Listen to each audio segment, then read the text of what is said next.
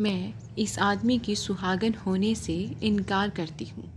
ये कहानी का 3 में से दूसरा भाग है। दूसरे दिन सुबह सुबह ही बलवंत जी निम्मो के ससुराल वालों को बुला लिया और उन लोगों के सामने हाथ जोड़कर अपनी बेटी के लिए इस तरह से ससुराल से भागकर आने के लिए माफ़ी मांगी। तब उनकी समधन जी मुंह बनाते हुए बोली, अभी कुछ दिन इसे अपने पास ही रखिए समधी जी, ताकि थोड़ी अकल ठिकाने आ जाए इसकी। कल तो उठकर कहीं और भाग गई तो आप हमारा गला पकड़ने आ जाएंगे। उनकी बात सुनकर बलवंत जी ने एक नज़र गुस्से से निम्मो की तरफ देखा और फिर समधन जी की तरफ देखते हुए कहा, नहीं नहीं समधन जी, अब ऐसा कुछ नहीं होगा। मैं वादा करता हूँ आपसे।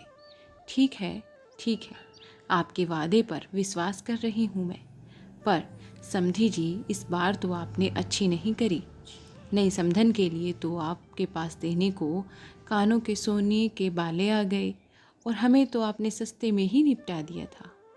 2 बेटियां हैं तो दोनों को बराबरी का दर्जा देना चाहिए। साथ ही उनके ससुराल वालों को भी समझ रहे हैं ना आप मैं क्या कहना चाहती हूँ। समधिन जी आपकी कुटिलता पर आते हुए बोली। बलवंत जी पहले तो झेप गए, फिर उन्होंने अपनी झेप मिटाते हुए कहा, हाँ हाँ समधन जी, मैं सब समझ रहा हूँ। साक्षी की शादी में आपको विदाईगिरी अच्छे से दे दूंगा और इस बार आपको शिकायत का मौका भी नहीं मिलेगा। बस आप तो मेरी बच्ची को फिर से अपना लीजिए। समधन जी ने अपने बेटे सुनील की तरफ देखा और कुटिलता से मुस्कुराई तो सुनील भी बोला, पापा जी आपने मेरी मम्मी को तो खुश कर दिया, पर मेरा क्या।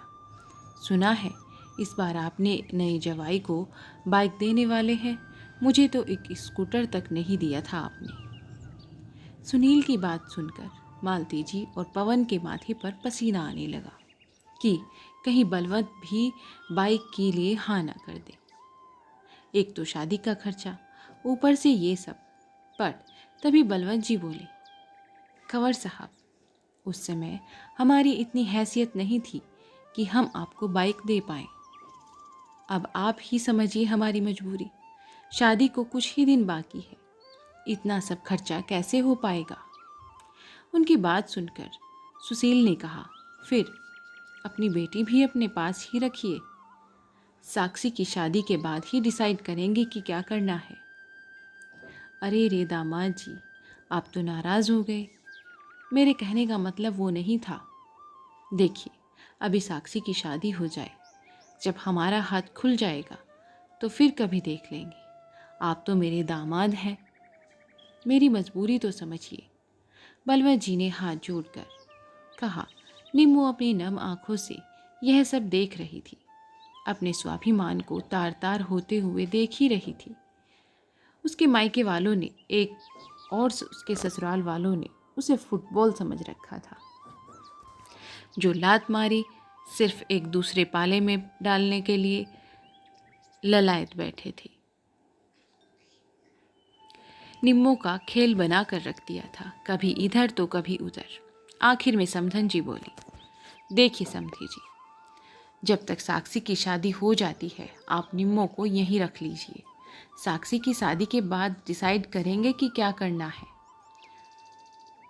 अब तो बात लोक लिहाज की है, तो कह दीजिएगा कि इस साक्षी की शादी की तैयारी करवाने के लिए यहाँ आई हुई है। आपकी बात भी रह जाएगी और हमारी भी। बस अब हम चलते हैं। कहकर समधन जी हाथ जोड़कर खड़ी हो गई। आखिर में बलवंत जी इतना ही कह पाए, समधन जी आप लोग शादी में ज़रूर आइएगा, मैं वादा करता हूँ इस बार आप लोग खुश होकर ही जाएंगे। उनकी इस बात पर बिना प्रतिक्रिया दिए निम्मो की ससुराल वाले रवाना हो गए। बलवंत जी ने कहा, अपनी नज़र उठाते हुए बड़े परेशान निम्मो की तरफ देखा और लगभग चिल्लाते हुए बोले, यही संस्कार दिए थे हमने तुझे। अपने ससुराल से रातों रात भाग कर आ गई, हमारी इज्जत की ज़रा सी भी परवाह नहीं की तूने। देख तेरे कारण मुझे इन लोगों के हाथ पैर जोड़ने पड़ रहे हैं, पता नहीं विदाई के नाम पर क्या क्या मांग कर ले जाएंगे ये भूखे लोग। अरे कम से कम हमारे बारे में नहीं तो अपनी छोटी बहन के बारे में तो सोच लिया होता। अरे आप शांत हो जाइए, अब क्या। बलवंत जी का गुस्सा देखकर मालती जी निम्मो को उठाकर अपने कमरे में अपने साथ ही ले गई। खैर, आस पड़ोस में सबको कह दिया गया कि 20 दिन बाद साक्षी की शादी भी आ रही है, इसलिए कुछ दिन पहले ही बलवंत जी उसे ससुराल जाकर हाथ पैर जोड़कर उन लोगों को शादी में आने का न्योता भी देकर आए थे।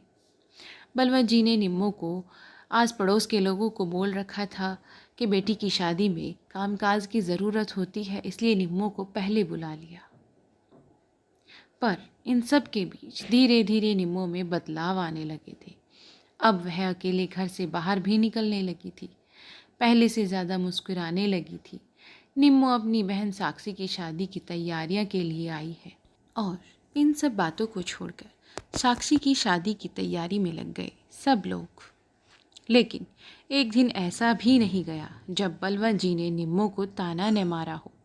आखिर क्या कारण था कि रोज रोज अपने पिता के ताने सुनने के बावजूद भी निम्मो इतनी आसानी से मुस्कुरा रही थी? आखिर उसके मन में चल क्या रहा था? क्या उसके ससुराल वाले शादी वाले दिन आए? जानने के लिए पढ़िए कहानी का अंतिम भाग। ये कहानी का दूसरा भाग है। कहानी का पहला भाग हम पहले अपलोड कर चुके हैं, आप उसे पढ़ सकते हैं, तभी आपको कहानी का दूसरा भाग समझ में आएगा। और कहानी सुनने के लिए आपका बहुत बहुत धन्यवाद। आप हमारे चैनल पर नए हैं तो प्लीज़ हमारे चैनल को सब्सक्राइब कीजिए।